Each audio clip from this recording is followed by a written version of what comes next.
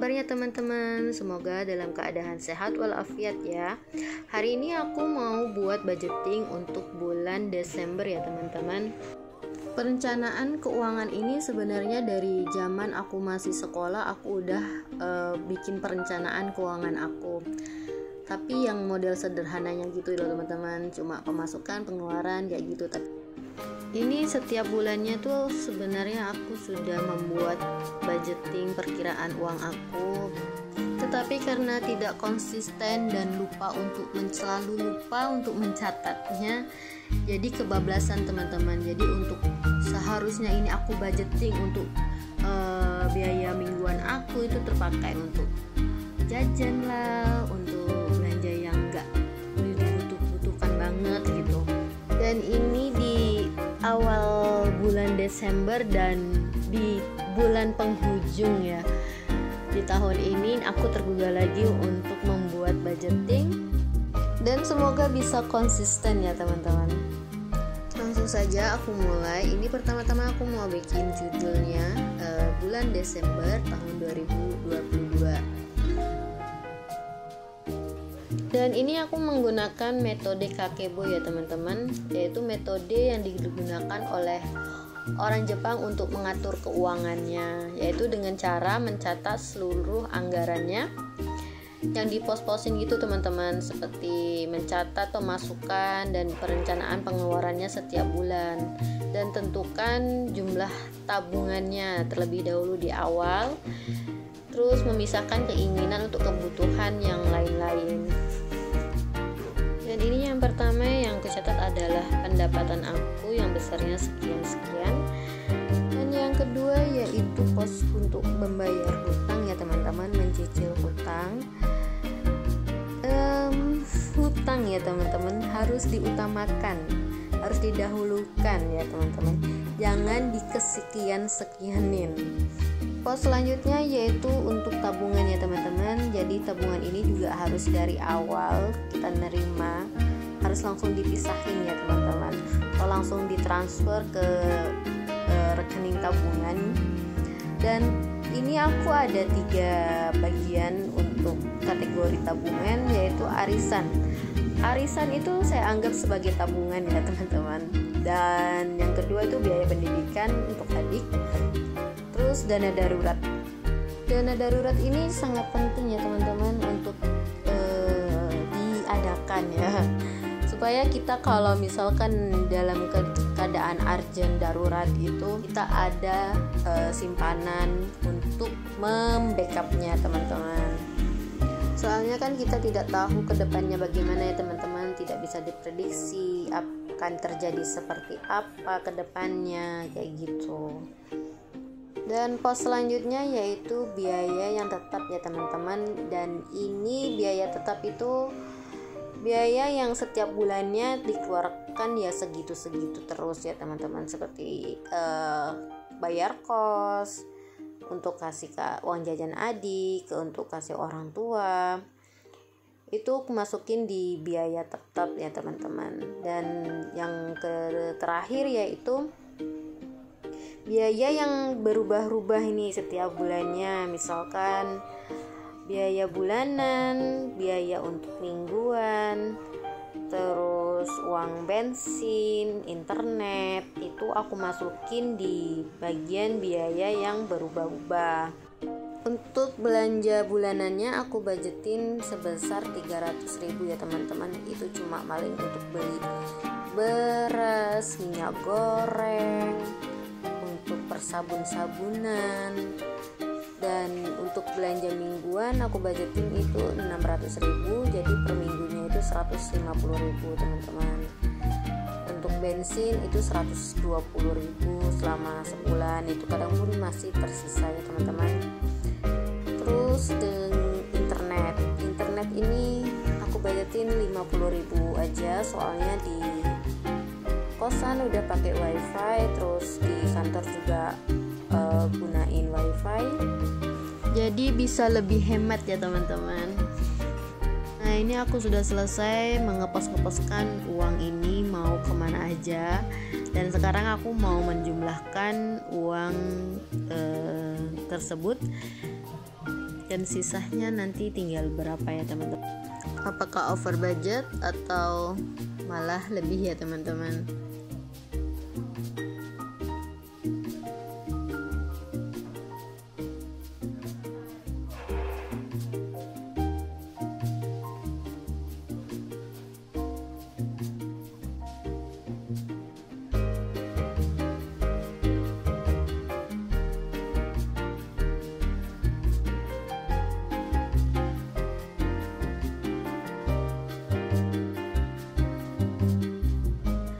Dan ini aku koreksi untuk dana darurat dan biaya pendidikannya ya teman-teman. Di sini over budget, jadi minus teman-teman. Jadi aku kurangin untuk biaya pendidikan dan dana daruratnya.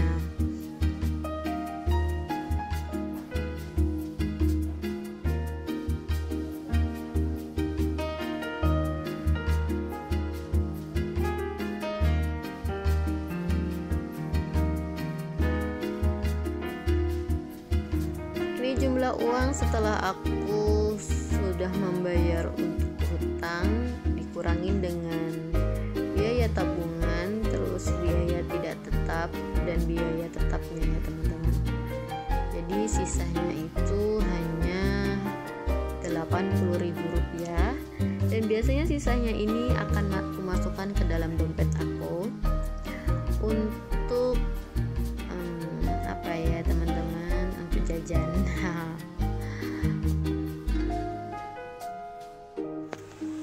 Selanjutnya ini aku hias-hias buku budgeting aku supaya tidak garing ya teman-teman, biar ada warna-warnanya gitu.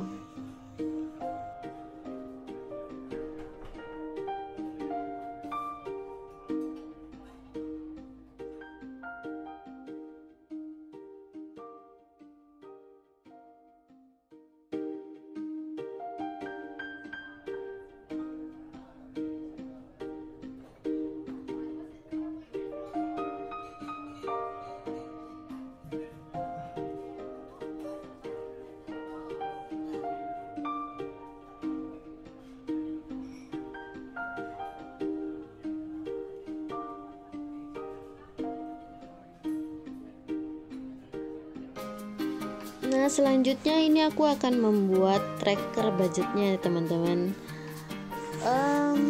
Kemana larinya uangku gitu judulnya. Jadi kita tahu kemana uang itu digunakan teman-teman, untuk dibelanjakan dengan sesuai pos-pos yang sudah saya rencanakan atau lari dari konteks ya teman-teman. Terkadang berpikir kita tuh, aduh kemana ya ini uang aku, kok tiba-tiba sudah habis gitu teman-temannya. Apa ya diambil tuyul gitu kan teman-teman. Padahal ya kita keseringan membeli boba atau ngopi cantik, nongkrong-nongkrong yang gak jelas. Jadi itulah bisa mengakibatkan over budget dan bisa mengambil pos-pos yang kita sudah rencanakan. Untuk tracker budgetnya aku bikin 3 kolom ya teman-teman. Itu untuk tanggal, keterangan barangnya, terus nominalnya berapa gitu. Jadi setiap setengah bulan sekali kita harus evaluasi juga ya teman-teman.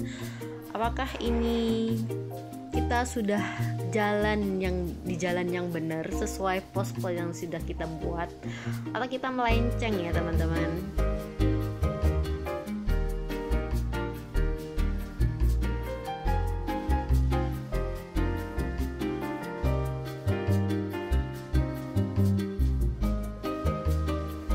Sudah siap, aku bikin tracker budgetnya, tinggal aku hias-hias menggunakan stabilo biar cantik dan enak dilihat ya teman-teman.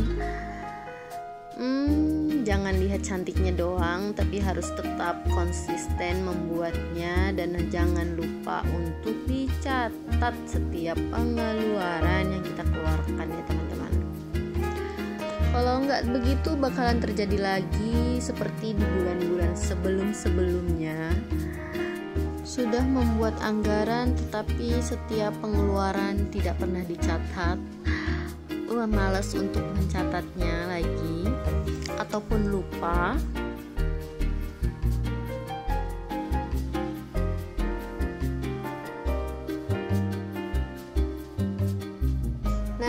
aku sudah siap membuat anggaran untuk bulan Desembernya ya teman-teman. Desember tahun 2022. Semoga aku bisa lebih konsisten untuk menjalankan anggaran-anggaran ini, supaya di akhir bulan kita tidak merasa itu akhir bulan. Baiklah teman-teman, cukup sampai di sini video kali ini membuat anggaran bulan Desember tahun 2022. Terima kasih sudah menonton video aku. Jangan lupa ya teman-teman, di subscribe, like, komen, dan di share ya.